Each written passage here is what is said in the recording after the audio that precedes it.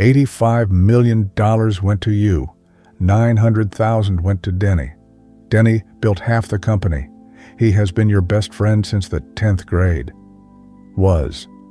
Tonight, 2,000 people are applauding you onto a stage to hear how you built a company worth $120 million. And the one man who actually knows the answer is fixing a furnace 90 miles from here, in a town you make sure your keynotes never get booked in. Co-founder. The other van. The slide deck behind you has 41 slides, and he is in none of them, which took actual work because for 11 years he was in everything.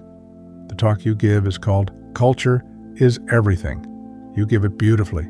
You believe most of it. And through the whole standing ovation, a second ledger keeps itself in the back of your skull, the one this story is actually about. The signature that split the money that way, his signature. He gave you across his own kitchen table, smiling. Because it was you who slid the papers over, and you were the one man on earth he'd never checked the math on. Everyone in that hall assumes the hard part of getting rich was building the company. It wasn't. The company practically built itself. The hard part, the part you actually paid for, was becoming the kind of man who could slide those papers. And this is the story of exactly how that man got made, one reasonable step at a time. 19 years earlier, there are 2 apprentice heating and air techs in one borrowed van, and the company is a magnetic sign Denny's wife printed at a copy shop. 2 last names, an ampersand, a phone number that rang to your kitchen.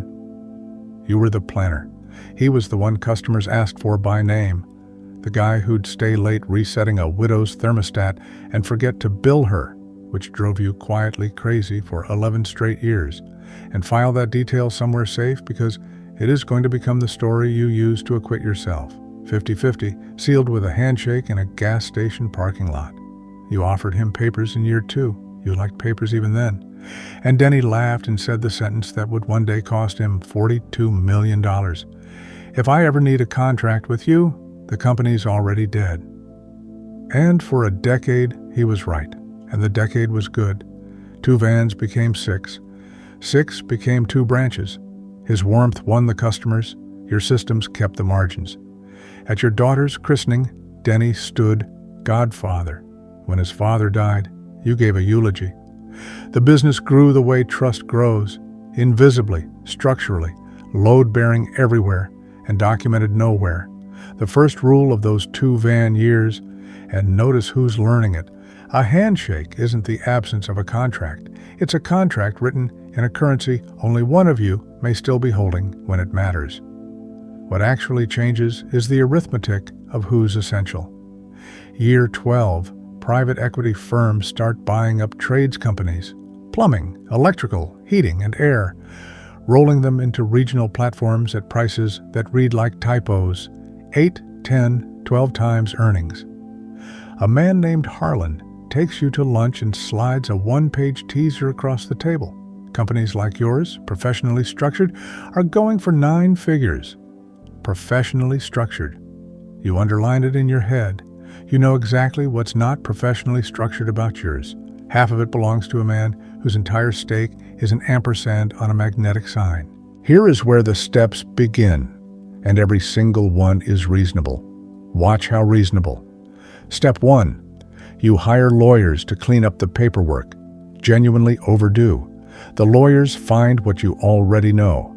The 50-50 exists in handshakes, tax filings that could be read either way, and 19 years of behavior. Legally, the company is yours. Denny is an employee with profit-sharing history. A good faith cleanup would paper his half properly. The lawyers, careful men, simply ask you which reality you'd like documented. You don't answer for 11 days. Remember those 11 days. They're the actual crime scene. Everything after is just paperwork. Step 2, you tell yourself the story. Denny doesn't want what's coming. The audits, the earnouts, the boards. Denny forgets to bill widows. Denny would be happier with certainty. A strong buyout, no risk, no complexity. You are, and you nearly believe this by the third telling, protecting him. Every betrayal in history has worn this exact coat.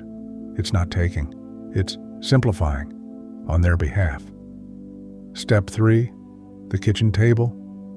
You bring the papers to his house yourself because a lawyer's office would make it feel like what it is, $900,000. Generous against the documented reality, a rounding error against the undocumented one.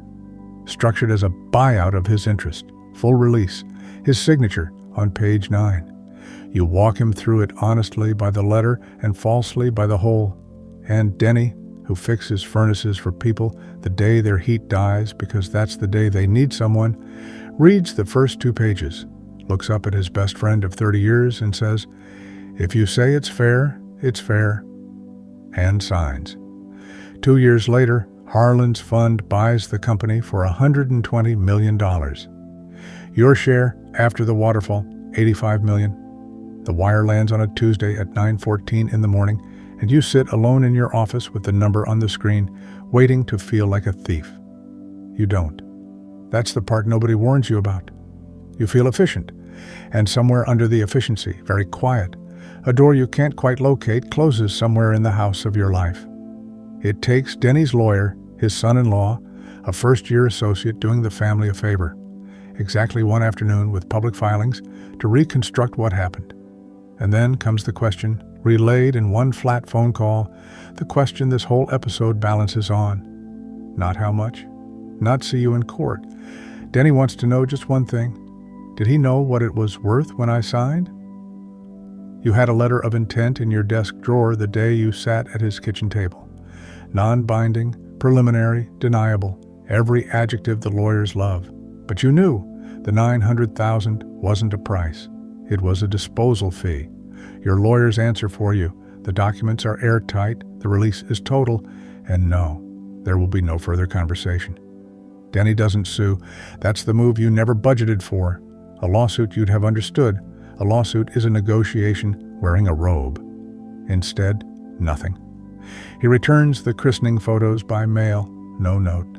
He starts a 2-van shop in a town 90 miles north called just his own last name, no ampersand. And he tells no one, not the trade press, not the old crews, not even, you learn this years later, and it's the detail that finally gets through the efficiency, his own wife, for almost a year. He was ashamed. He was ashamed. Sit with the pronoun in that sentence. It's carrying his entire opinion of what your friendship had been worth. The turn of this whole life isn't a decision. It's a discovery made slowly across those months. The papers took his half. The silence takes yours. Because a man who fights you lets you stay in a story with him. Villain and victim, at least still cast in the same play. A man who simply grieves you and moves on has issued the one verdict there's no appealing, that knowing you was the mistake and the money is beside the point. The money performs exactly as advertised. The house with the view, the advisory seats, Harlan's fund keeps you on as a culture and integration consultant. There's a sentence, at $400,000 a year, to fly around teaching acquired founders how to hold their teams together. You are, by every metric the industry keeps, a success story. The keynote invitations arrive monthly, and the ledger keeps itself. Your daughter, whose christening he stood at, asks at 19 why Uncle Denny stopped existing, and watches your face while you produce the word complicated. She never asks again, which you understand, eventually, is not the same as never thinking about it again. At the old cruise reunions, which you fund and rarely attend, there is a moment when the stories reach the early years, the borrowed van, the widow's thermostat, and someone remembers who the second man in the story was. And the room does a small, polite lane change around his name for your benefit, and everyone feels you feel it. 3 years ago, you drove the 90 miles, parked across from his shop. 2 vans in the lot, the same fleet size he chooses to stay at. You've checked. It's a choice. And through the window, Denny at a counter, laughing with a customer, gray now. On the passenger seat beside you, a cashier's check with enough zeros to reprice the past, and a letter you'd rewritten 11 times. You sat there for 40 minutes. Then you drove home, both still in the envelope. Not because he'd refused them, because sitting there, watching him laugh, You finally ran the one calculation you'd been avoiding for years. The check could only settle the money, and the money was never what he'd lost. What he'd lost, no instrument you own can transfer back. You'd need to unbecome the man who slid the papers, and that man is the only asset you can't sell. So count it all, the way you count everything. 85 million grown to more. The house, the seats, the stages, the deference. Set against one friendship of 30 years, one godfather's chair, standing empty at every holiday table since, one man's shame at having trusted you, and the quiet, permanent company of the person you had to become to collect. The deal of your life, by the numbers. The numbers, you've learned, were never keeping the real books. That is the betrayer path. It builds fortunes faster than almost any other because it monetizes the one asset every other path treats as untouchable. The people who never thought to guard themselves against you. Its efficiency is real, its yield is real, and its price is structured like the cruelest earn-out ever written. Nothing down, and then everything forever in installments, paid every time a room goes quiet around a name, every time your daughter doesn't ask, every time 2,000 strangers applaud a story with a hole in it shaped like a man fixing furnaces 90 miles away. Denny would have signed for half. That's the detail to carry out of here. Half would have made you both rich beyond any life either of you imagined in that borrowed van. You didn't need all of it. You needed, and here is the path's true confession, to win against the only person in your life who never knew he was playing. So the closing question belongs to the only audit that matters. And it isn't about money at all. The extra 42 million, what exactly did it buy that the first 43 couldn't? Take your time. He's had years and a furnace counter, and he still couldn't find it. 12 paths, and this one closes the circle. Every road to a fortune now walked, every bill now itemized. The years, the body, the credit, the childhood, the people. This one charges the man you were before the pen came out. The next one is already here.